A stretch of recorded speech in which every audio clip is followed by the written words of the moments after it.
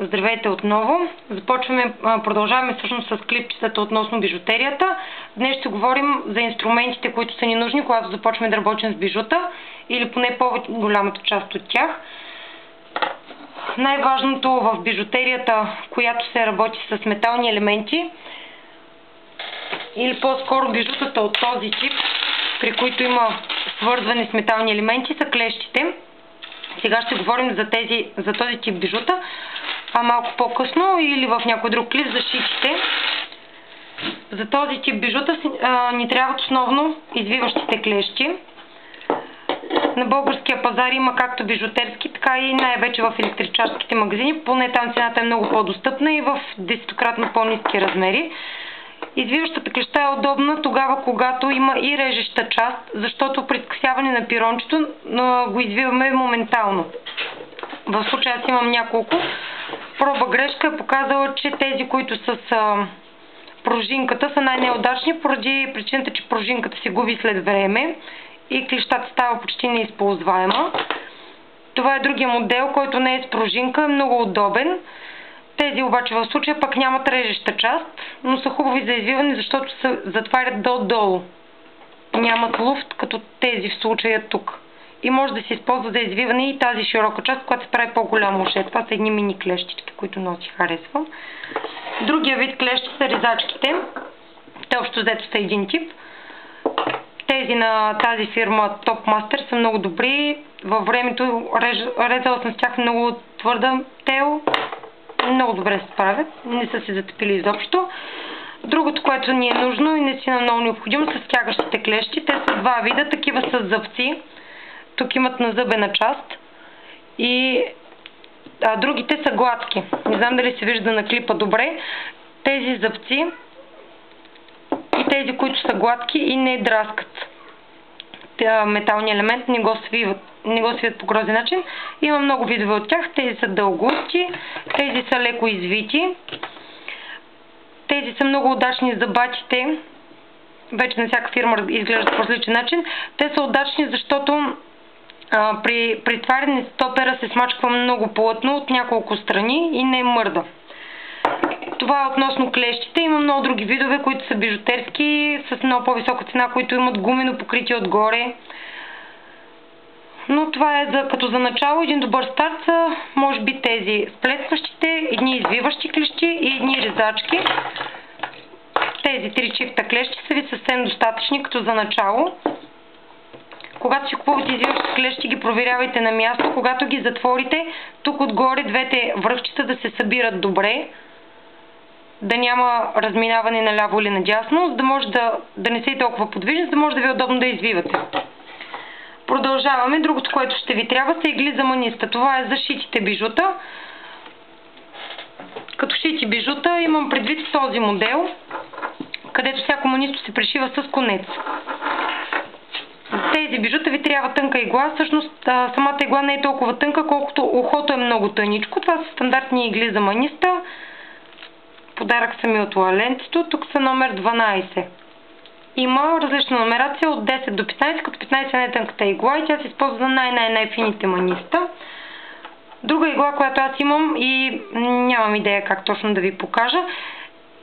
Ето вижте, това по средата, цялата дължина на иглата между пръстите ми от тук до тук е едно голямо ухо. Тя е много удобна, когато се прави жгут или така нареченото немецки жгут, който се плете на една кулка. При него се използва конец от памучно тире, който е доста дебел и няма как да влезне в ухото на стандартна игла, а от тук минава лесно и може да се нанизват съвсем спокойно различни цветове от манистата, като се редуват с иглата, много по-удобно, отколкото само на конец. Ако нямате такава игла или не намирате откъде да си вземете, другото, което може да ползвате, е една такава корда. Това всъщност е метална корда, тел, която е покрита отгоре с силиконово покритие. Срещала съм я под различни имена в различни сайтове. Тя също е много удобна за нанизване. Когато нанизвате нещо на ластик, само прикарвате ластика от тук и съвсем лесно вече се работи с двата върха върху манистата. Един много удобен инструмент. Това е пръстен за отваряне на хълки. Всъщност той е с много по-малък размер на диаметър от стандартния пръстен и има различни по големина процепи, много голям, много малък и два средни. Те се използват за отваряне на хълки. Как се прави това, сега ще ви покажа. Взимаме една хълка, в случая не знам колко добре ще се вижда. Взимаме една хълка и с тягащи клещи и задържаме в единия край, като отвора и отгоре. И за да не си трошим ногтите, да се отваря с ногти или с два чифта клещи едновременно, мушка се съвсем лесно влиза тук отстрани хълкичката и с този пръстен се отваря много лесно. Така се слагат, на нея се закача каквото ще правим в случая и я връщаме обратно. В процес на работа ще ви показвам в следващите клипчета как точно ще завършим едно бижу по този начин. Другото, с което може да се запасите, са куки за плетене. Защо? Много от бижутата, дори на метална тел, се плетат с куки. Ето ви един вариант на гривна, който е плетен с 0,3 тел, черна. Ето я. Плела съм я с кука, в момента нямам спомен, или 3,5 или 4,5. Имам ги и двата варианта, просто за това не си... Мисля, че с тази съм е плела, тя е 4,5, прощавайте. Ето голяма кука. И всякакви други варианти за немски жгут, който ще плетете, ще ви трябва тънка кукичка, съвсем малка, такава, която да захваща памучното тире, което е с размер 0,50. Мисля, че така, поне под такъв номер е на етикетчето. И вече всички други варианти на куки за плетачките, това винаги е плюс. Това са инструменти, които ще ви вършат работа много дълго време, така че не се щадете за тях. Другото, което е много полезно, когато ще се плете въздушка, това е така наречения спинер, който всъщност на мен ми направи съпруга ми. Благодаря за идеята на съпруга на лаленцето. Това е едно вентилаторче от компютър, а на другия край си има USB вход.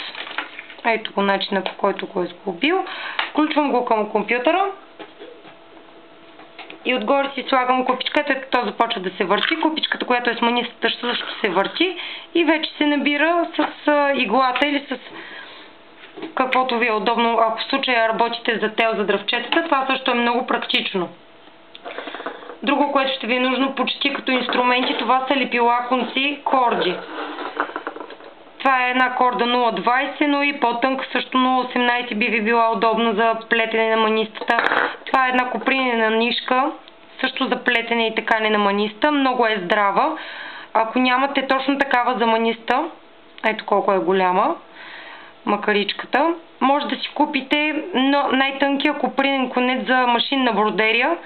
Също върши чудесна работа, много е здрав, не се къса и се работи много лесно. Това е едно лепило, мисля, че е силиконово или поне така се водеше, моментно фиксиращо лепило с много тънък връх, при което когато работите с корда и искате да скрепите възела по-здраво, от него се капва една капка и спокойно можете после да отрежете краищата, без да се притесняте, че то ще се развърже. За инструментите в общи линии сигурно съм пропуснала нещо, но най-общите неща са това. Ще ви трябват кутийки. Тези съм си ги взимала от строителните хипермаркети с плътни капаци, които затварят отгоре много добре и не позволяват това, което сте отделили като материали, да се слива. Тук имам пирончета и удължители, пирон с ухо. В други отделения съм сложила хълкичките, шифтове, разделители, всякакви метални елементи. Тук са вече закопчалки. В следващото клипче ще ви покажа как най-основно се работи точно с тези неща. Как се правят извивките на ушенцата, на пирончетата, как се поставят хълките, как се работи едновременно и с инструментите, които сега ви показах, как се слагат щифтове и в общи линии каквото друго се сетя за бижутерията, която мога да предложа като варианти, как точно се изработва. Това е за сега.